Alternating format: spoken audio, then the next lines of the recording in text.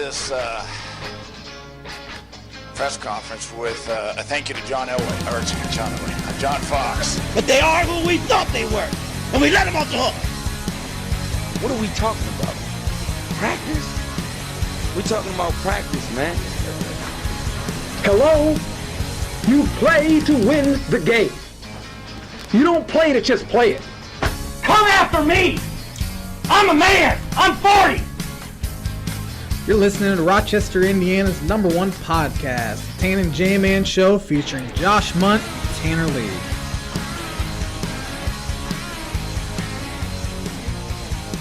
You are listening to Rochester's #1 podcast, the Tan and J-Man Show, episode 78, with our good buddy and Grace baseball head coach, Cameron Screeton. Cam, what's going on? Not much. What's up? It's good to be back. Hey, glad to have you back for what, fourth time? Fourth time. Fourth time?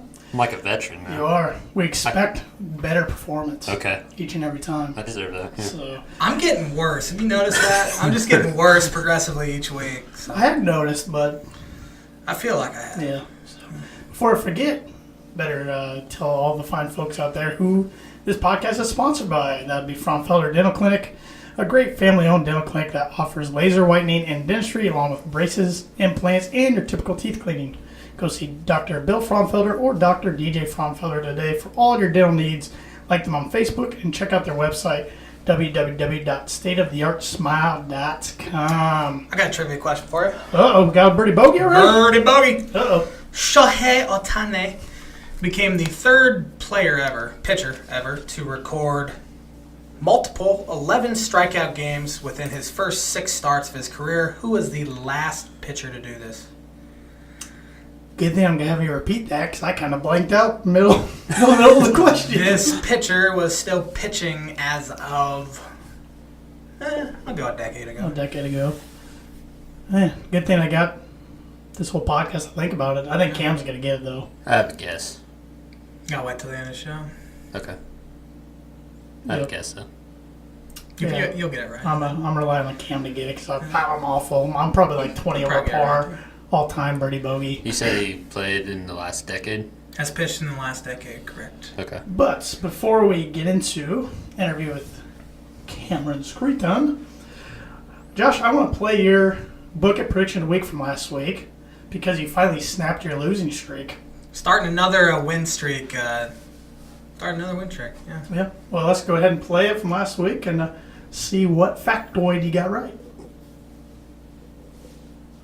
You picked the Sixers in the finals. I know, and they're still alive. Still alive. Yeah. Is it in tonight? Is Boston put them away in 5? This will be the J-Man's book of prediction of the week. Dano, hold it a minute. I want to book this one. You got to hear Dano book it twice today. What was it going to be? I completely forget now.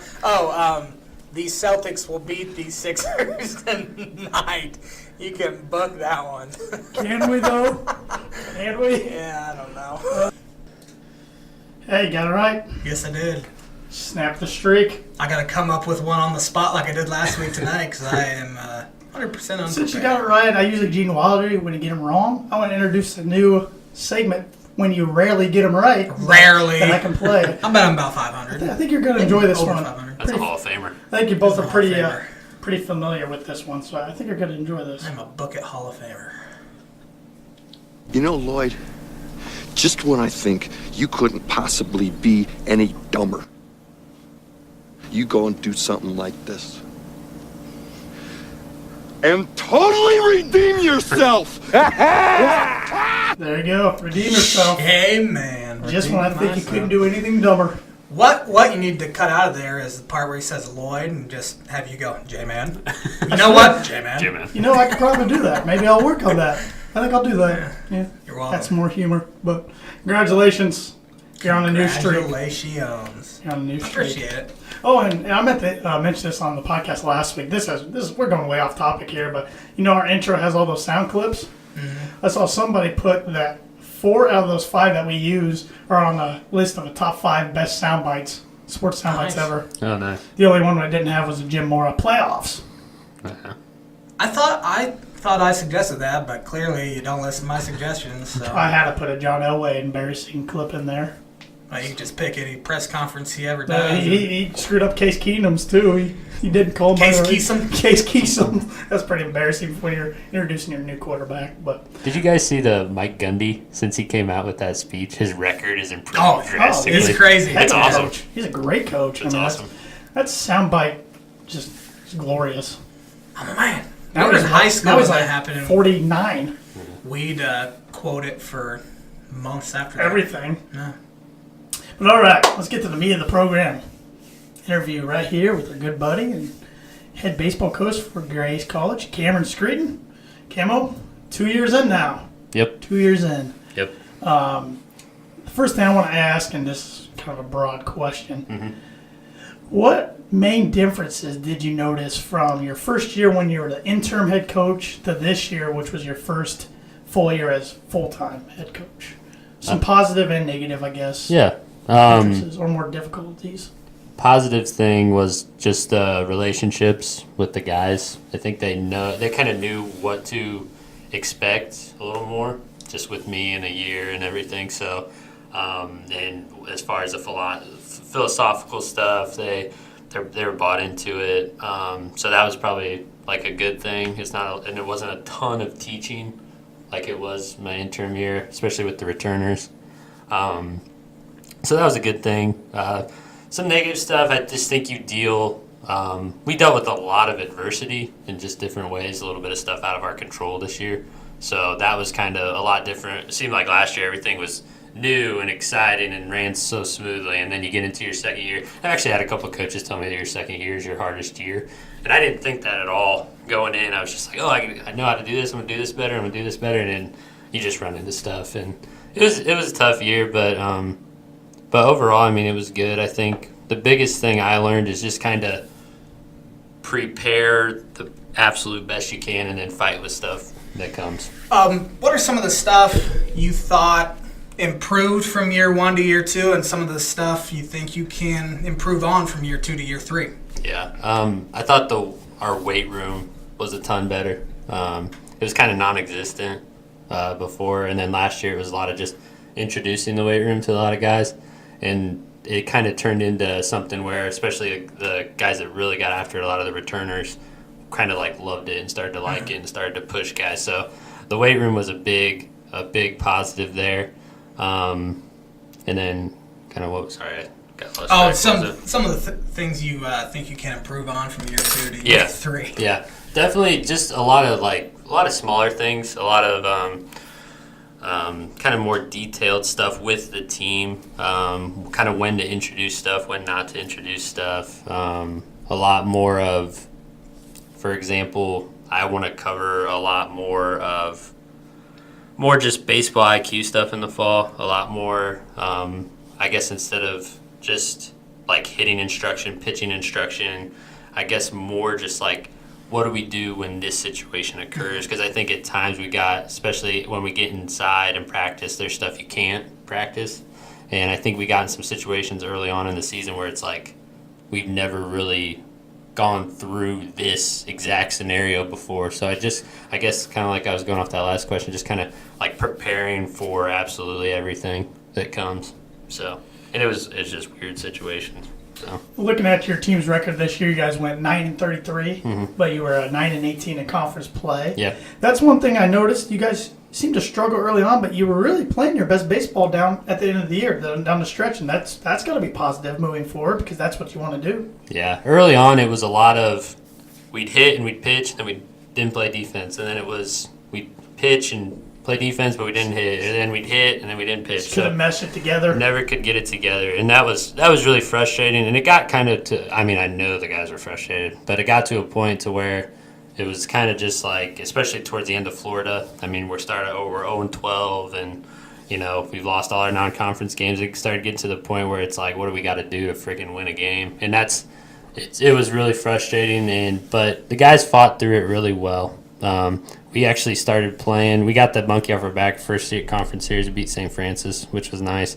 And then really played well in April, which the positive thing with Grace Baseball, it's kind of always been the opposite. We get off to a decent start, then get into conference season and just play terrible. that was really encouraging. We had a lot of guys in different spots. We battled through a ton of injuries this year. And in April, we kind of settled in and really started playing better. It really puts northern schools at a disadvantage, especially with the crappy weather this year, where you guys probably didn't have a practice outside until you got to. Did you start your season in Tennessee again? We started down in Tennessee again, yeah. It's crazy. We had 3 outside practices all year. Wow. Which is No unbelievable. kidding. Because when we were in March and April, we had to play during those times when it was decent out because we just kept getting games pushed and pushed and pushed. I talked to, Huntington's coach, Mike Frame. He's been there for 34 years, and he said this was by far the worst weather spring he's had in coaching. Wow. And that just we had games, kept getting pushed, especially conference games, just keep getting pushed back and pushed back. So, it is, and we've actually talked about some different stuff that we could do to try to get outside more before we go down there. But it's, like you said, it's really hard to be from northern Indiana and do that. What are some of those things you've kind of talked about, if you don't mind? No, yeah. Talked about just trying to find some turf fields to get on. Talked about maybe taking a trip south early on in like January, just somewhere south, and taking either a long weekend, like a Thursday through a Monday, and just playing outside every day, just practicing outside every day. Something that's just going to get us a little more ready to go instead of just showing up on February. We played February 9th, February 10th this past weekend. Are you allowed? When are you allowed to start playing, or do you have to wait till February? Would those just be practices in January then, or can you play somebody in January? We could play somebody. It's really hard because we like to start kind of in February, like that second weekend of February is kind of always when we started, and we're one of the earlier schools in the conference to start. So it kind of just depends. But that makes it easier because it kind of gets you going into your spring break trip, which then gets you going into your conference season. So I like to play kind of that late February, get some games into our belt before we go to Florida. And then once we come back from our spring break trip, then it's conference. So that's kind of like that build-up. You don't like to take long breaks. So if we did play in January, that's a long time before you're playing conference games. Could you play a game in January that doesn't count toward your record? You could like play an exhibition? Yeah, you could play some scrimmages and things like that. Yes. Mm-hmm. Can you talk about a few new additions to your staff? I saw you had a few different assistants this year. Yeah, we had a lot actually. Tom Roy, who was kind of with us a little bit last year, he came with us on our spring break trip. He's famous around Grace. He had the last winning record, which was in, 1982. Last time Grace had a winning record, he was the coach. And then he left and started his own organization. I don't know if I've said that before on the show. I think you have, but it's a good refresher. I don't remember. It's called UPI. He'll probably love this that I'm giving it out. But it's called UPI. It's just for kind of spiritual growth for players in Major League Baseball. He started it, and it's grown. It's an awesome thing. So he left and did that for 40 years. And then he's still involved, but he kind of retired and gave up the rights to somebody else. So he has more free time, and he just loves being around. And he's kind of mentored me as well, just talked me through situations. He's a great help to me. If I have a question or have something, I can just get his thoughts right away. So there's him. Ryan Roth was our new pitching coach. He pitched at Huntington University from 2004 to 2008. Ryan has an awesome life story. Came over through a lot of adversity. Really, really good coach. Really, really good coach. Knows pitching inside and out. Really helps the guys. The guys really like a military guy, which is we're kind of opposites there because I'm more like laid back, relaxed. He likes it. Yeah. So, but that's good. We kind of push each other. So, I think the guys he's kind of got a look. He's a big dude, and when he came in, military guy, guys were kind of scared of him, but he's a big softie. So, but and then 2 more guys that kind of help when they can. Ryan Moore, who is our catcher's coach. He caught at Indiana Wesleyan from 2004 to 2007, so him and Ryan are really familiar with each other. And he's a police officer in Warsaw. And he won an NAIA Gold Glove, which is... That's pretty big time. I don't even know the last time the conference had an NAIA Gold Glove winner. So, he brings knowledge to our catchers, and our catchers definitely got a lot better. And then Justin Love, who he played outfield for Ball State. He's our other assistant, and Justin is such a competitor and he's our outfielders and base running coach. He has the stolen bases record at Ball State. Wow. Yeah, and he works at CVS in Warsaw, runs the CVS there in Warsaw, and he's been helping out Warsaw high school football and baseball for the last 15 years. And Ryan knows him, and Ryan said, hey, you got to talk to this dude, Cam. He's awesome. And ever since Justin, he can't come all the time. He's a super busy guy, has a lot of kids. But when he's there, I love when he's there. He just brings so much knowledge. Juice. He brings so much. Juice. Yeah, he brings so much. He sees the game so well, and he helps out so much. So, but yeah, I mean, really blessed to kind of pick it up, and I needed that help a lot. And now that honestly, we didn't get the last two guys more in love until probably January, February time, and then didn't get Roth until about November. So it's going to be nice going into a season going into a school year in August, and actually for the fall having coaches instead of just me. So that's going to be a big benefit for the program. And it sounds like you really put together a nice staff, and I'm assuming you have a lot of input of course, being the head coach, who you want to be on your staff. I mean, yeah. And how do you go about picking? What kind of qualities do you look for when you're looking at assistant? Because it sounded like you had a couple guys that are familiar with the conference. That's got to be a big plus, I would think, when you're looking for assistant. It definitely is. It definitely is guys that are familiar with it.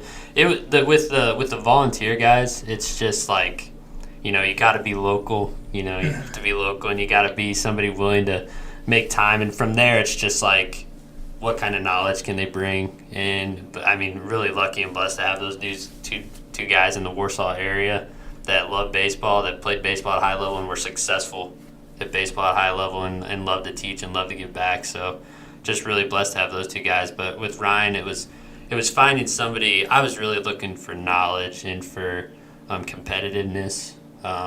And Ryan just right away, just like, he oozes that. So that's what I was kind of looking for from a pitching standpoint, and just somebody that gets along, somebody that I like to say has feel, somebody that understands how to interact with the guys, and somebody that understands the game of baseball and how to play, and what kind of knowledge, like what kind of discussions can we have. And I actually like having guys like I said earlier, Ryan and I are kind of opposites, but we really push each other and really like, why did we do this? Why did we do that? And I think it really helps us a lot as a staff. I think you need opposites on the coaching staff. You can't really have everybody. You want everybody to be together with the same vision and main goal. Right. But as far as like philosophy and stuff, I think it's nice to have a little bit different, outlooks. It's so nice. Balances you out a little bit. It does, yeah. Like you said, though, as long as you're on that same main goal page and stay on that page, you're set. I know when we had you on last year after you got done with season one thing that was real important to you, and you said it was kind of a challenge, was creating the culture. How was the culture year 2 compared to year 1? It was good. I mean, we did a lot of really good things, a lot of things better. Our team chemistry throughout the group was a ton better, which is something we tried to hit on. Now it's just kind of turning. We really want more kind of savviness and more IQ out there. But as far as culture, it's just something that you have to build. It can't be. It's not an overnight fix. It's really not, and you want it to be, and like it just takes time. And you guys don't really like PJ Fleck, do you? Minnesota's can't stand him. Yeah, rowing that boat. Yeah, not too much. He comes off kind of a jerk, but I actually listened to something he said in his first year at Western Michigan. They were 1-11, and he talked about rowing the boat, but he said rowing the boat isn't about all good all the time. It's about rowing when it's tough, and he brought up all that and stuff. But it's so true. You got to continue to fight through it, even when it sucks, even when it's tough, and that's something that we really tried to. I mean, compete and toughness were two of our big things this year. My first year was compete, and this past year was compete and then toughness too. We needed to get a little tougher, not just physically but mentally too, and because baseball beats you up mentally big time. So, and we definitely faced it. I mean, we started off 0-14, and when you do that, it's like guys are like, "What are we doing? What are we freaking out?" And we really battled through that tough stretch, and then really started to play well in April. Can you talk about some of the seniors that will be leaving your program? Yeah. Or how many seniors you lose, I guess. We lose only 3 seniors. Okay. So one of them was probably our best offensive player. His name's Austin Baker, from Ohio, Clear Fork, Ohio, Mansfield area. Really just gets it. He's real bought into the exit velocity, get the ball in the air, which is kind of what we do. And he did that. He was just a real power threat. He really struggled at the start of the year. And if you noticed, when Austin hit well, we played better, which is a credit to him and the kind of hitter he is. So it's going to be tough missing him. We moved him from third base to first base about halfway through the year, and he actually started to play a really good defensive first base for us. So just kind of making that adjustment was a little tough on him, but he really started to hit the crap out of the ball and to actually turn himself into an honorable mention all-conference guy, which at one point it was like there's no chance he's going to have any postseason awards, but he really just battled through, got in a real bad slump and struck out a bunch, but then really turned it around once we hit April. What's on your wish list recruiting-wise heading into next year and the year after? Recruiting was Ross and I's probably biggest focus. We're adding, right now we're up to 13 guys. Really, our wish list was just big because we wanted just more depth. More pushing for competition. There got to a point that we were so banged up throughout the year. This past year, we lost our starting catcher, starting shortstop, and starting right fielder within the first 3 weeks. So, which is really rough. And our right fielder broke our home run record the previous year. Yeah. So, losing that bat and then losing our shortstop, who was our best defensive player, and then losing our catcher, who was our leader. So, it was tough. But just like the wish list for recruiting is just kind of just getting more talent right now. Just becoming more talented and deeper. It's at the key spots, at the shortstops, at the catcher, at the center fielder, and on the mound. Really hitting those spots hard and just bringing a little more pop to our offense.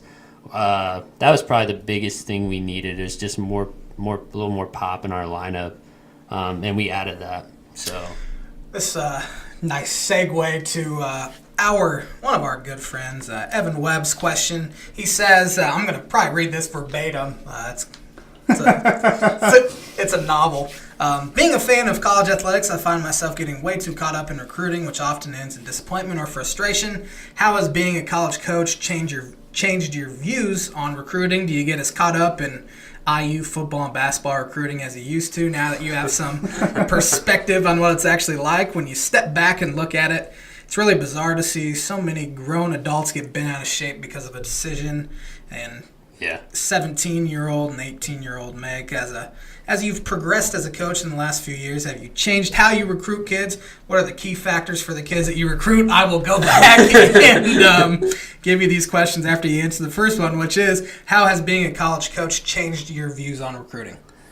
It definitely has. Going through my recruiting process, I wasn't really recruited super heavily. I had some schools and coaches interested in me, but it wasn't anything like what Coach Roth and I do. But my perspective's changed. My big thing with all of it is just they're a 17-year-old kid, and you guys remember being 17. It's oh boy, I was the worst. It's just you're immature. Really, I just try to be as real when I get a prospective student on campus, a prospective athlete. Just try to be as real as possible with them, and just try to lay everything out. This is what we do. This is what Grace College is like, and we would love to have you. If you want to be here, great. We'd freaking love to have you. If you don't want to be here, that's okay too. Grace isn't for everybody. It's not for every kid, and just find the school that really God is leading you to go, and you really feel led to go, and whatever feels the most comfortable for you, pick that school. And so I don't really get caught up. There's kids. There's obviously kids you want more than other kids and stuff. But we've had kids that we've had amazing relationships with turn us down right at the end, and then we've had kids who are I don't know if he'll really come. We're not sure. And then it was heck yeah, I'm coming. So it's just, you never know what's going through their minds. So I keep saying so. I need to stop saying so. As you've progressed as a coach in the last few years, how have you changed how you recruit kids, if at all? Not really change. I try to just be more, like I just more, instead of as opposed to just selling them, like kind of like a selling mentality, which you do kind of, but just kind of be more real with them. As opposed to like, oh, like we do this really, really well. It's just more like this is what we do. And if you like that, great. If not, like, it's just something to consider. So that's what has probably changed from year 1 to year 3. What are the key factors for the kids that you recruit? I'm sure character's definitely one. Character's huge. I like to measure heart and competitiveness. Just we need that. Talent, I think talent's easy to see. I don't think it's very difficult. You could ask other college coaches. I think it's pretty easy to find talented dudes. And across the board, whether you're an NAIA level, whether you're a Division I level, I think it's easy to find talent. And then kind of get into the more detailed stuff, like we are a Christian school, so faith plays a factor. But it's, that's not the dead set in stone thing. Character, I like to watch guys fail when I recruit them. I like to see them play. I like to watch them fail. How do they handle failure? And how's it like? It differs from position to position. If you're a high emotion guy, like how do you handle emotions negatively and positively? If you're a low emotion guy, how's your motor? How's your competitiveness? So it just kind of depends. And that's where like talking to other coaches, talking to their high school coach, their summer ball coach helped out. But those are kind of the big things I look for. It's just the character and the hustle. I love seeing hustle. Respect 90. Yeah, love seeing that. Love seeing guys just get after it. Just get after it and play hard. That was the last one I have of Web Dog. With Webby, I think didn't he talk about the grown, like with the obviously like Grace College, we don't have like, oh, if you don't go to Grace, we're gonna like shun you forever, like stuff like that. Like if you choose, like I know the big thing for me lately was the Romeo Langford commitment. Go Hoosiers.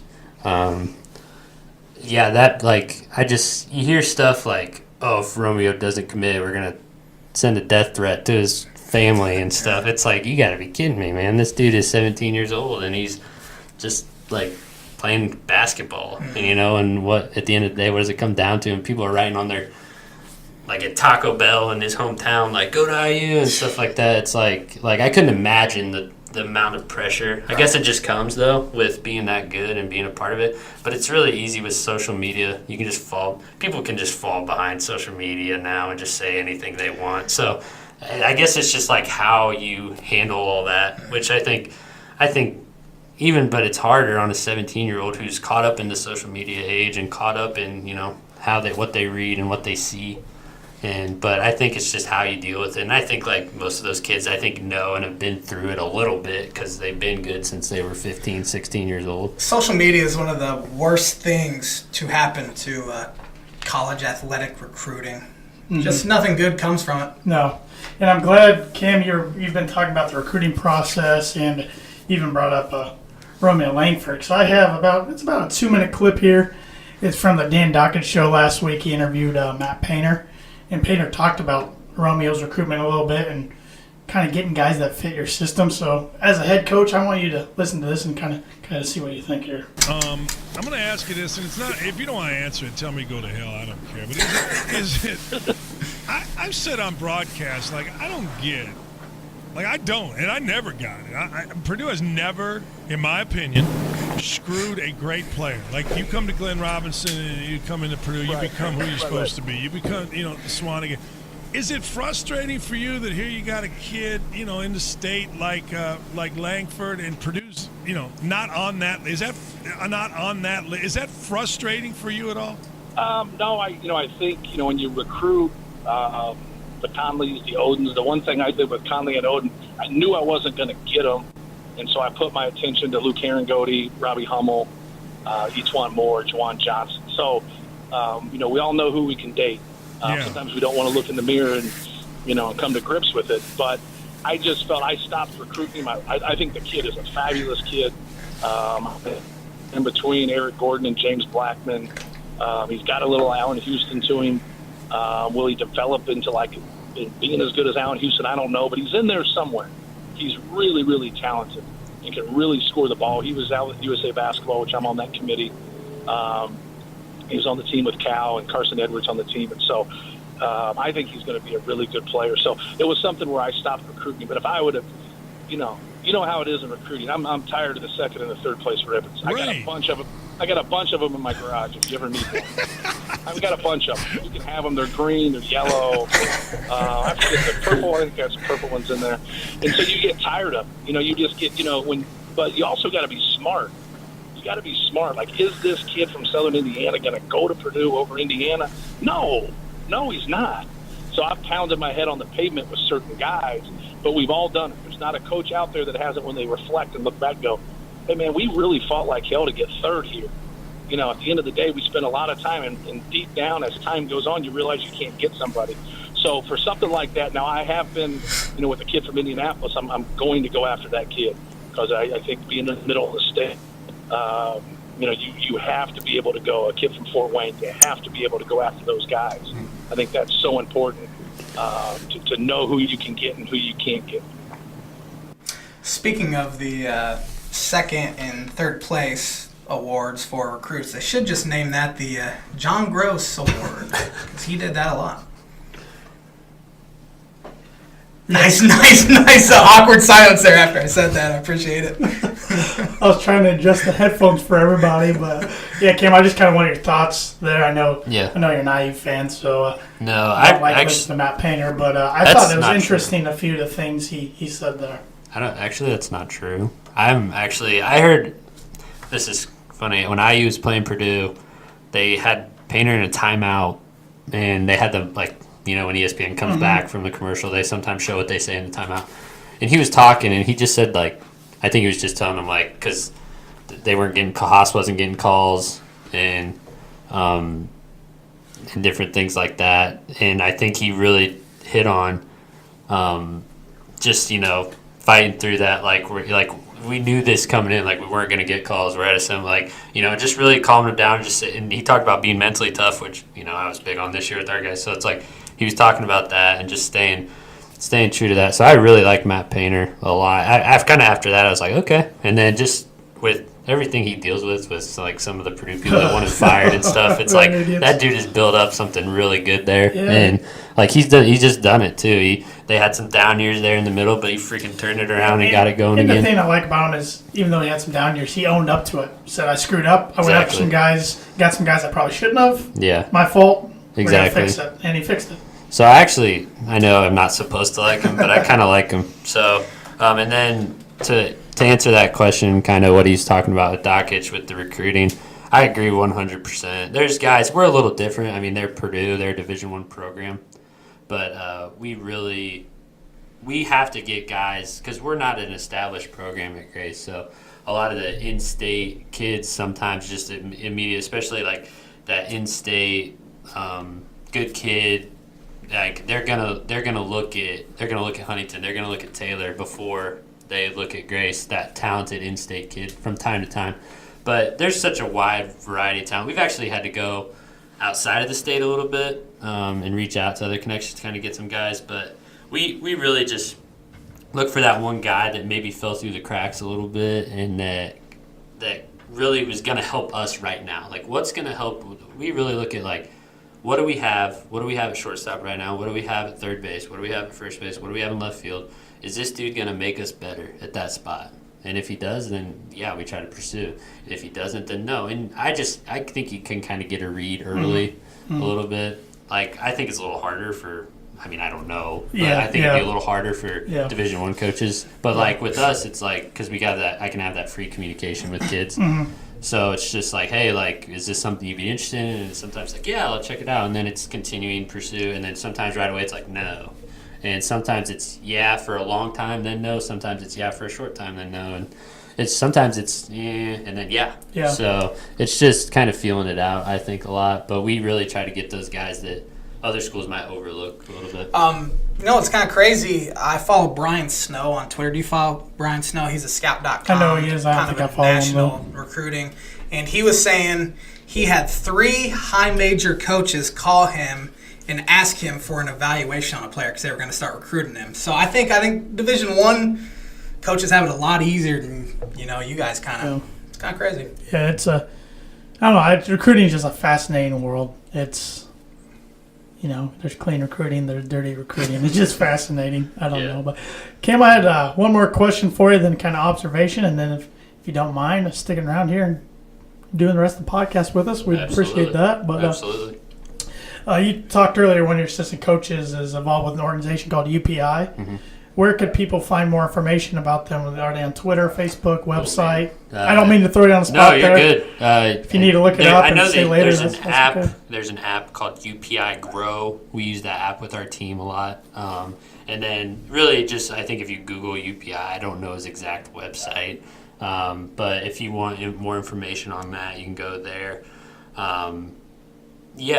So it's more for Major League Baseball. I know there's some stuff that you could probably get involved with, but it's more focused on Major League Baseball. And then this wasn't really a question. I just want to give you or your staff a compliment. Your guys' Twitter is awesome. It's great. I mean, Tom runs our Twitter. He does a fantastic job. I love it. I mean, they keep me entertained during the games. And great job. I just want to say he did a really good job this year. Yeah, he did a really good job during games. Yeah, well, that was cool. Mm-hmm. So that was definitely fun. If you're not following Grace College Baseball, what's the Twitter handle? Where can they find it? It's at Grace College BSB is our baseball Twitter handle, and then we also have an Instagram, which is the same thing as well. I don't think you guys are on Facebook. Cause whenever I try to find it, there's like 2 pages, but it doesn't seem like we are not on Facebook. Okay. Those are old. I thought Facebook. So, but we have a Facebook group that Tom runs called the Grace Baseball Family. So you could look up that as well, or ask to join that group. It's a closed group. Yeah. Gotcha. So there's that as well. Well, Kim, thanks for taking time to sit down with us and reflect on your season and your goals going forward. It's always fun. You are a veteran at this stuff. You're making Josh and I look horrible. Yeah, no, I'm not. Bad, man. I got a lot to learn. No, you're doing well, my friend. That's keep it up. It's awesome what you've been doing over there in a short time. I know it's only going to get better and brighter from here. Thanks, man. So appreciate you guys' support. All right, boys. I know Josh will like this. He's got somebody to talk Chicago Cub baseball with. Finally. So your Cubs report, you aren't by yourself, and you're in you're just glowing a little bit better than you were last week at this time when you're going to do the Cubs report. Because we didn't get to do it last Monday because you were sick, but you were going to go coming off handle. 3 straight wins then, and if we would have done it Monday, they would have been 5 straight losses. Yeah, they had a pretty good homestand, went 5-2. Honestly, should have been at least 6-1. It was kind of disappointing playing the Marlins and White Sox and actually losing the game because both of those teams are just complete trash. You played those teams at the right time, though. Yeah. Honestly, I think the White Sox have the worst roster in baseball. Just looking at their lineup, they're not good. They're worse than the Reds, who you rip every week? The Reds have won 6 straight. The upstart Reds just... the Matt Harvey Reds? Yeah, just swept a 4-game series against the defending National League champions out in Hollywood. I think I heard Andrew Eiler just hit that follow at Mundog 16 button again. I think he's following you now again. He's been following me for a few weeks. But yeah, they went 5-2. They lost yesterday, and Camo was at the game and very cold. It was cold, man. It was cold and chilly. 2 hits. Cubs had 2 hits. Giolito walked 7 though. Yeah, he walked 7. And we stole a ton of bases. Cubs stole a ton of bases. Stole 5 bases, and they only scored 2 runs off of him. That's pretty disappointing. Yeah. With his 7.25 ERA coming in. He was the only qualified pitcher that had walked more than he'd struck out, which kind of surprises me because we watch Tyler Chatwood once a week. But then they came back today in a makeup game against the Braves. The wind was blowing out, and they lost a tough one, 6-5.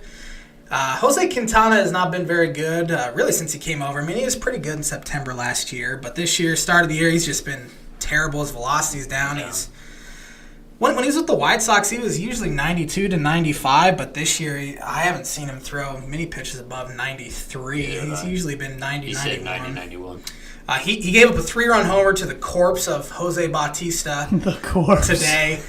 And I didn't watch didn't watch that part of the game because I was at work, but I guess it was really cheap. It had a 16% hit probability. Oh, geez. So he just got it in the air and it carried out. So that kind of sucked. And I have some Cubs pitching stats for you.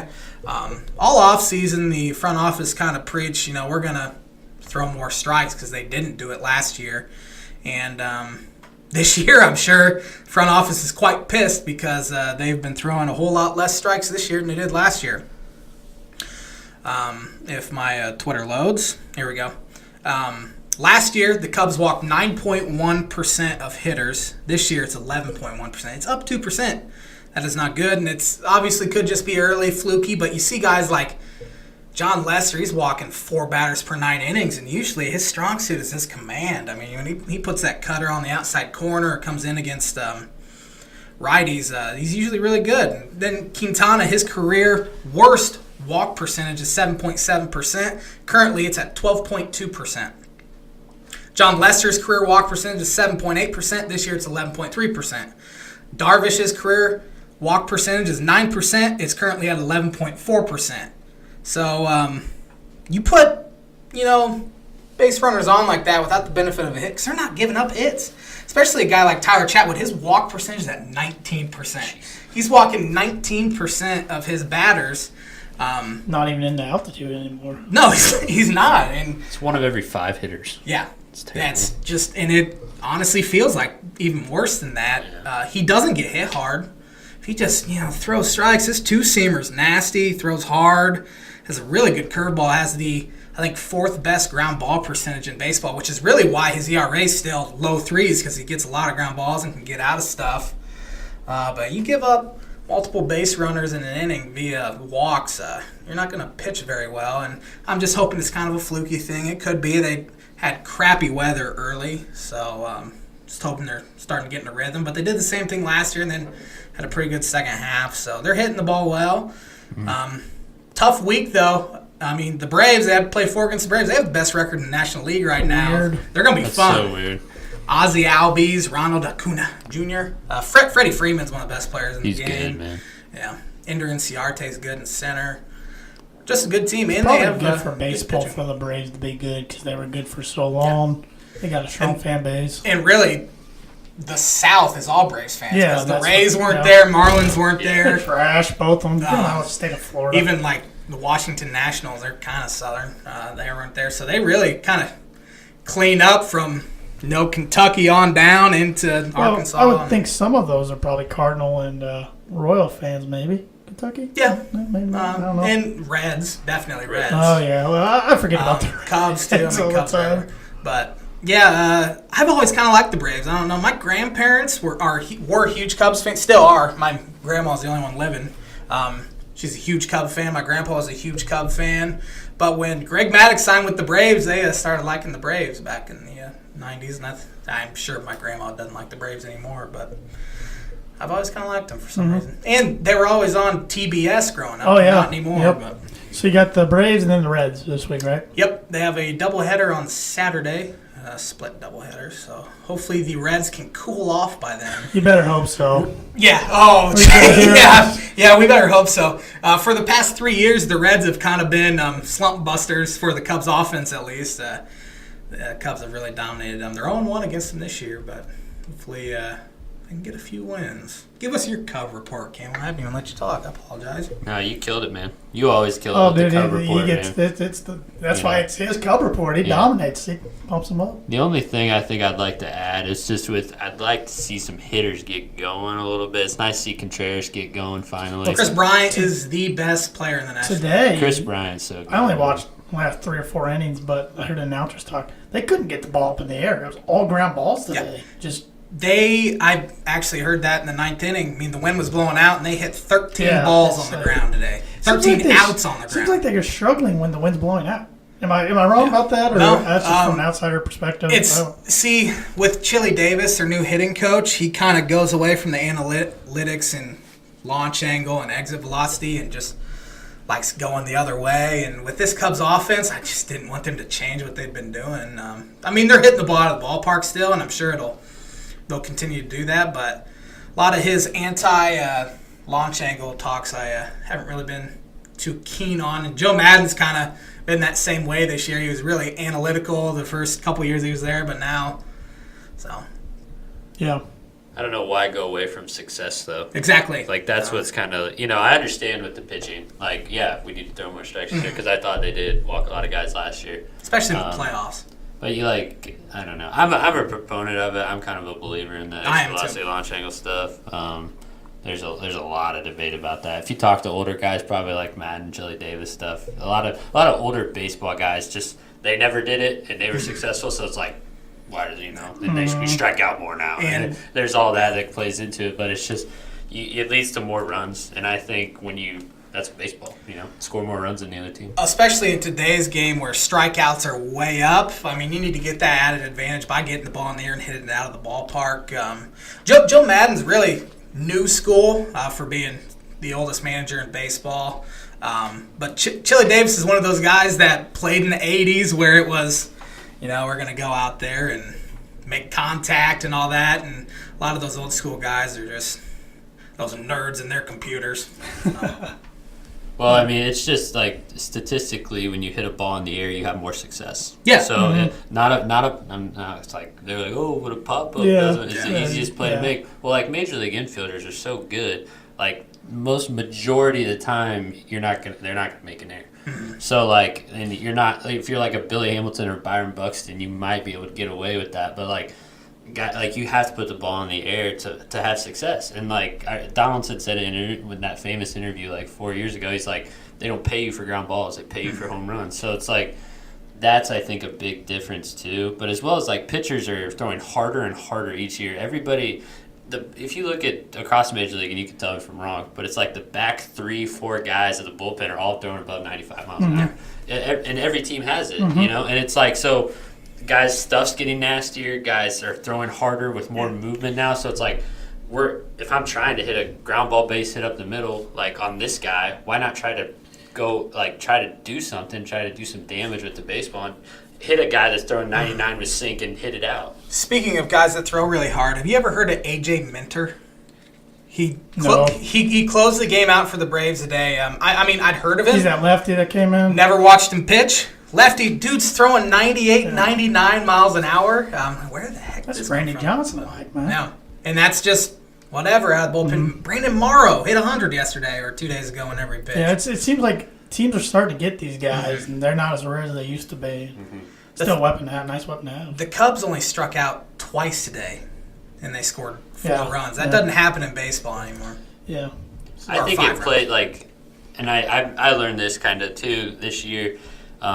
I think it plays more at the college level, and like especially our college level and at the high school level. So kids, when you're growing up, like if you just make contact, good things are going to happen.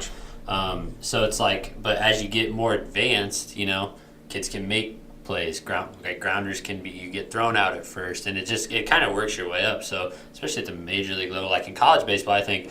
Like bunting guys, moving guys over, that stuff plays more than it does at the major league level too. Like the major league level, it's a lot harder to do those things and have a lot of success. Like the Cubs struck out twice today, which is great, but they also grounded out 13 times and only scored 5 runs. And like especially here, like I didn't watch the game today, but here you hear and you say the wind's blowing out at Wrigley, freaking get it up in the air and like having like you said, Bautista's home run. That was a 3-run jack, right? Yep. There you go. Played for the 3-run bomb. And that's kind of what is your philosophy on bunting? Obviously, at that level, it's more so people bunt. I'm so anti-bunt. I just a couple blue pits and a 3-run homer and call it a day. That was my philosophy. That never happened for me. But well, I heard a stat that when you hit a 3-run home run in a game, your win percentage is like 80%. Yeah. Or something like that. I think it was Lynn Casper put a poll out. Which one do you think wins more games? You hit 1 3-run homer or have a quality start from a pitcher? And by far, if you hit a 3-run homer in a game, the win percentage is so much higher than if you get a quality start. I really like it. We don't bunt a lot. We bunt I think situationally we bunt a lot, but I'm not a huge proponent of sack bunts. I like letting guys swing and letting guys hit a little bit. But yeah, that's kind of we liked it. This year we started the cold weather killed us. Offensive numbers across the conference were down this year. So, but when we got to warm up in April, we really started to like obviously we won more because we started hitting better and scoring more runs. So, and I think the weather had definitely something to do with that. But I'm just a big proponent at the college game, just hitting it hard. Like if we hit it hard, good things are going to happen. Whether it's on the ground, whether it's a line drive, whether it's in the air, if we're hitting it hard, if we're barreling up stuff, good things are going to happen. So I'm not real big on like either one necessarily, but I really like just like if we're hitting stuff hard, you know, you're not getting cheated up there. We're doing good stuff. You guys got any more on the Cubs? Anything else you want to add? I really. You guys covered it pretty good. There is rumors. Do you like David Bogey? I really like Birdie, man. Really like David Bogey. He struck out with the bases loaded and 1 out in the 9th day. It was a nasty slider after the guy had thrown him 3 straight fastballs, 98, 99, 99. Then he drops an 83-mile-an-hour slider like down and away, or no, down and in, which is just impossible to hit, and it looks like a fastball. But, dude, he's versatile. He is one of the biggest proponents for exit velocity in all of baseball. He reworked his swing because he had the highest exit velocity of any Cubs minor leaguer the past 2 years, and he reworked his swing to hit for more power. And I think he's going to have a long major league career because he can play second, third, filling it short, corner outfield spot, hits the ball hard. Really like David Bogey. Cool story, too. He was an 18th round pick out of a community college in Kansas, and he about hung it up because he was kind of stuck in A-ball for 4 years, and his wife... He has like a wife and 3 kids, and he's younger than us. His wife said, stuck it out in A-ball, just stick it out 1 more year. And then he had best year of his career, and now he's in the big leagues. Yeah, I really like him. I was kind of hoping he'd see a little more time a little bit. And especially with like Addy struggling at the plate and stuff, and just moving Javi over there and getting Addy some breaks. Mm-hmm. I'm not super high on Hap either. Right now, he swings and misses way too much. Does he have the highest swing and miss rate, or is it Gallo or Judge? I don't want to hear about swinging and missing too much. It's gotta be. Okay though. I always want to call him Ethan Happ, and then once college basketball starts, I'll call Ethan Happ Ian. It happens to me on here. Yesterday, I literally said out loud, I was watching the game by myself. Okay, come on, Ethan. It's so bad, but yeah, he has to. I mean, he has the highest swing and miss rate of pitches in the zone, which is not good. Yeah, not good. I don't have too much to add on the Yankees. They're pretty good though. They are very really good. They did lose 2 games last week. Had to lose eventually. Lost 1 to the Red Sox, 1 to the A's. Could have lost a couple to the A's, but they should have lost on Saturday today. Oh, they definitely should have. Sonny Gray's awful, by the way. But I did read a stat today. First time in Yankee history through 40 games, they have 4 different players with at least 10 home runs. Wow. They slug, man. Yep. A lot of swing and misses, like you said, but a lot of putting the ball up in the air wins the game. Especially in that ballpark. And a lot of 3-run homers, so kind of everything you guys hit on, they're doing, and they're winning games. One game, Yankees lost J.D. Martinez when he hit the homer. Yeah. The cheapest homer I've ever seen. Yeah. Little inside-out jam shot, and it went 316 feet. Judge wasn't going to catch it, but I still would have liked to see the kid not get there but he would have. It was a terrible route. If he would have gone straight to the spot, he probably would have caught it standing up. He's a better outfielder than people give him credit for, but he can rob a lot. It helps with 6'7". When he can jump. Big and athletic. But no, I got no complaints. So they got 2 series this week. Starting tomorrow, they got 2-gamer at Washington, and then they got 3-gamer at Kansas City.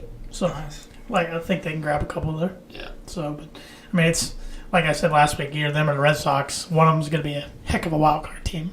Yeah, that's not going to be fair. Yeah, but Didi's starting to slow down a little bit. Yeah, he is. He was on fire. He snapped an 0 for 33, I think, yesterday or 2. Torres has been good. Yeah, he's been real good, and I mean, he's just got to get better. You're welcome.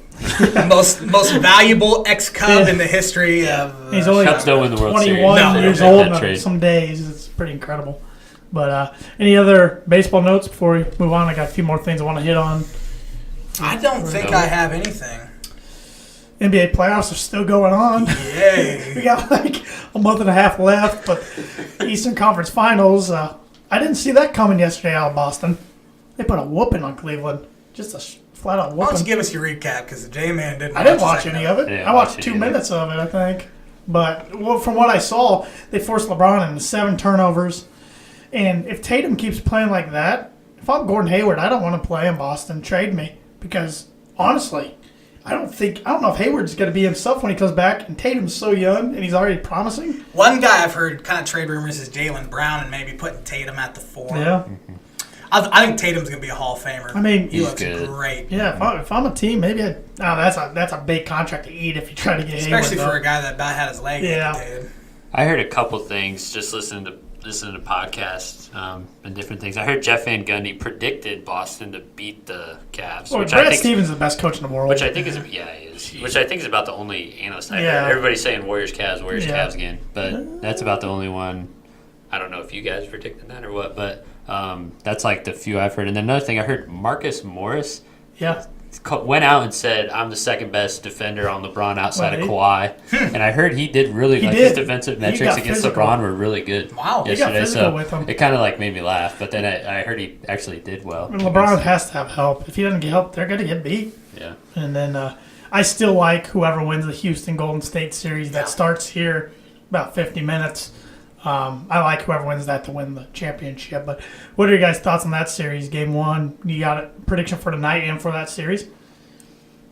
This will be the J-Man's Bucket Prediction of the Week, sponsored by Indiana Farm Bureau Insurance Agent Travis Watson. Dano, hold it a minute. I want to book this one.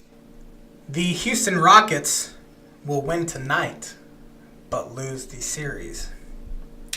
I had a guy at work tell me the same. I was laughing. I had a guy at work tell me the same thing today. That he thinks Houston's going to get tonight, but losing. He said losing 5. I say losing 6. I think Houston could get 2. I like Golden State 6 as well. I like Golden State in 6. That was my prediction. Flipping it to the Eastern Conference, Boston's up 1-0. Can they hold on, or does Cleveland come back and win this series? I think it goes 7. Mm-hmm. I don't really want to make a prediction. That'd be 7. That Game 7 would be in Boston. I'd probably take Boston if it's in Boston. Boston. So, give me the Celtics in 7. I'll take the Cavs. I'll go in 6 because every time I think LeBron's done, right? I thought he was done against the Pacers, and he just finds a way to get it done. So I can't go against him. You know he's going to come out Game 2 just on fire. I'm going to go Cavs in 7. I think LeBron just doesn't lose. I think me and you've learned it the hard way, just watching the Pacers. Sick of it, man. We have a chance. We're going to do it. And then never do it. I would love to see him go to the Western Conference in the offseason, but why would he? Yeah. I mean, even if he wants to go somewhere else, dude, he's got a couple options in the East. The he dominates East would the be conference. a joke without him. Yeah, it seems like, too, I don't know if this is true, but it seems like the Pacers get that Game 1 quite a bit. I think they got it one other time, too. The Pacers got him Game 1 when he was on the Heat, and then he came back. A couple times. Yeah, I they feel have like him that's happened down a couple that times. one year. I don't know which year it was in Miami. They had a 2-1 lead. It was in Game 4 at Bankers Life, and the Pacers were up 10 at half. Barrett go up 3-1, and the Heat came back and won, and then they ended up winning the series. The Pacers just can't put the nail in the coffin. No. I think it's a bright future ahead. I really do. But I think they need to go get another player to help Oladipo. You're right. And I've read a couple of rumors. There were 3 names, Indy Star named that they'd like the Pacers to go after. Kawhi Leonard, but he would cost a lot of money. And all these guys are going to involve trades. Kimball Walker or Mark Gasol. Mm-hmm. I would take any of them, but you're going to have to give up a few guys. So I don't know. But the Pacers definitely surprised me this year, and they reeled me back in. Yep. I was kind of over the whole Paul George stuff. So. Yeah, definitely. But yeah, mid playoffs, we still got about another month. So. What else do we got? I feel like we got Players Championship. Yes, thank you. Players Championship. Webb Simpson was the winner pretty easily. I think he ended up winning by 4 or 5 strokes. He didn't even play well yesterday, but he didn't have to. Tiger made a run at him early, got the crowd going, and then Tiger kind of faded late. But that's the one guy that could put a scare in anybody. Hard to figure Tiger out right now. He's showing flashes of what he used to be, but can't consistently put it together. I mean, he's still working on it, whole new swing and everything. I checked the leaderboard one time yesterday, and he was, and I looked, and Webb Simpson was 1, and I saw a guy by the name of T. Woods. I'm thinking, who the heck is T. Woods? I've never heard of that guy. Oh, Lord. I think he was 14 under, and I checked back 20 minutes later, and he's 11 under. And they came out both Saturday and Sunday on the front 9 just with a birdie parade.